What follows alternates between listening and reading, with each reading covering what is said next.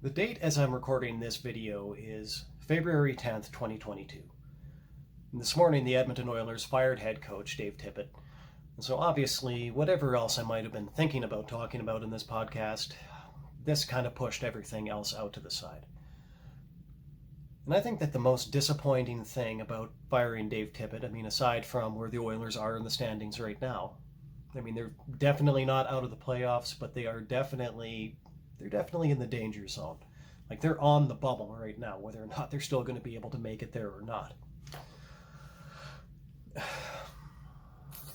But I think that, to me, the most disturbing thing about it is actually the way that the fans have acted, not only after Tippett was fired, but leading up to this. One thing that we have to keep in mind about this situation is that this whole idea of firing Dave Tippett is not something that just came out of the blue, that just came out of nowhere. It actually started as early as pretty much immediately after the season last year. As a matter of fact, I think there were times during the season where there were people that were actually calling for Dave Tippett to be fired, even when the team was winning. And so the specific reason why I bring that up is to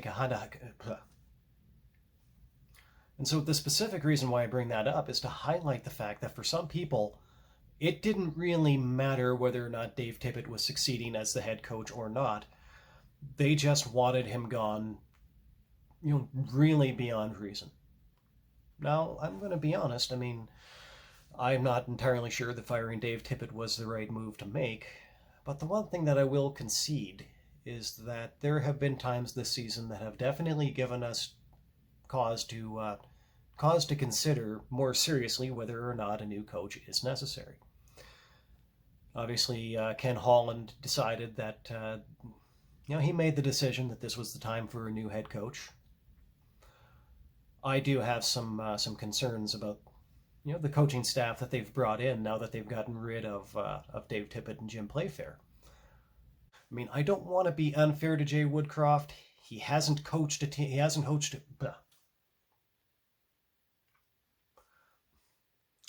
I don't want to be unfair to Jay Woodcroft. He hasn't coached a game as the Edmonton Oilers head coach yet. We haven't really seen what we're going to get per se. But the one thing that I will say about Jay Woodcroft is that, he's been the coach of the Bakersfield Condors for a little while now. And one of the big problems in the Edmonton Oilers organization is that the player development end of it just is not working. And if you're the head coach of the AHL team, that's pretty much what you're doing. You're not even really necessarily, you are trying to win games at the AHL level, because that's how you prove yourselves as a coach and, get that call up to the NHL eventually. But the biggest thing that you're doing as a coach in the AHL is player development. And one of the biggest problems with the Edmonton Oilers over the last several years has been the seeming lack of ability for the Bakersfield organization, to convert prospects into regular NHLers. It just hasn't been happening, and it impacts the lineup in a big, big way. Because if you can't bring up your bottom six players in particular, from your AHL team, then basically what you're doing is you're filling your bottom six full of free agents, which is always more expensive. It takes away your wiggle room in terms of the salary cap at the trade deadline. So it really reduces your ability to add and go on the hunt for a Stanley Cup. And so basically, in my view, what the Edmonton Oilers have done here is they've turned around and they've given the keys to the main club to the same bunch of people that have kind of been creating one of the big problems with this club. And now suddenly, after basically squandered all of the young talent, almost all of the young talent that this team has drafted over the past several years, now suddenly we're going to let these guys run the big club. I'm going to wait and see how that goes before I say anything more than that, but I just have to say, I do have some reservations based on that.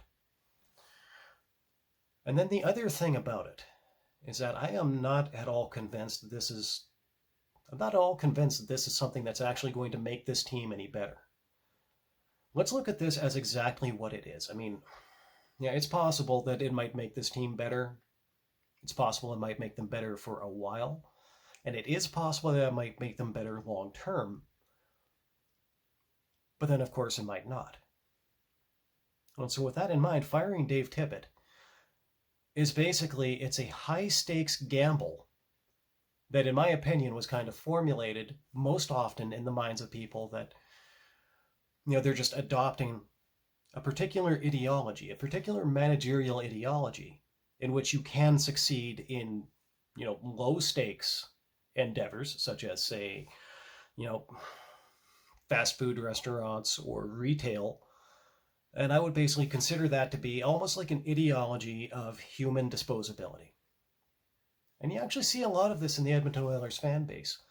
And it does bother me a lot when you see it, because not only do you see it with coaches, but you also see it with players. And there's a lot of people that'll just come out and say, it's like, oh, hey, I don't like X particular player. Get rid of him, go get somebody better. And some of these people, they really seem to think that it is literally that simple. That you can just get rid of these people and bring in somebody better. There's this base naivete in that.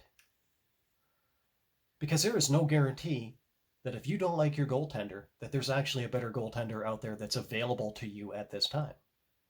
Or if there is a better goaltender out there is potentially available to you at this time, that it's actually a good idea to pay the price that it would take to acquire them. And as it pertains to goaltending in particular, I mean, this is something that I've talked about before. It was really kind of more of a thought experiment. But when I examined, all of the different options that were actually available to the Oilers when they did the trade to bring in Curtis Joseph, I then thought and still think that it's actually entirely reasonable to ask the question of if they had solved their goaltending issues in a different way and managed all of those resources that they used to acquire Curtis Joseph a little bit differently, if that might have served their team better in the long term. And then as this idea of human disposability relates to Dave Tippett specifically, when you look at this, you're actually looking at what is really one of the smallest talent pools in the world right now, quality NHL coaches. Is there any guarantee that there's a better coach out there right now that's available who's better than Dave Tippett? No, there's no guarantee of that. There's no guarantee that anybody's going to be available next season, and there's definitely no guarantee that Jay Woodcroft is going to be a better coach than Dave Tippett. But in any event, the fire Dave Tippett people got their way. I didn't. Whatever's going to become of it now, we are all stuck with it. As fans, we're all going to be stuck with it together. And I guess we'll just have to wait and see what transpires with that. But I have to say that whatever anybody thinks, if anybody thought this was going to be the miracle cure for the Edmonton Oilers this season, that's a naive idea.